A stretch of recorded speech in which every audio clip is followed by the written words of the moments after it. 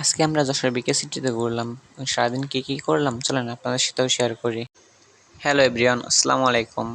কেমন আছেন সবাই? আশা করি সবাই অনেক ভালো আছেন। আমিও আপনাদের তো অনেক বেশি ভালো আছি। আমি আছি এখন যশোর বিকে সিটিতে। এটি একটি রেস্টুরেন্ট এবং একটি রিসর্ট।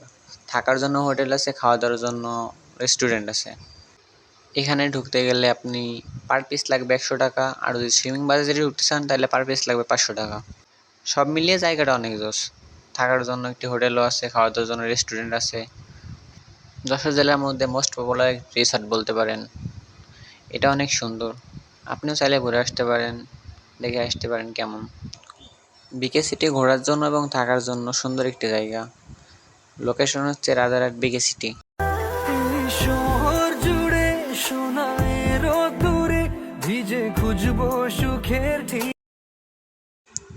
সুইমিং করার জন্য বিকে সিটি জোস একটি জায়গা। আপনি চাইলে বন্ধু বান্ধবের সাথে সুইমিং করতে আসতে পারেন।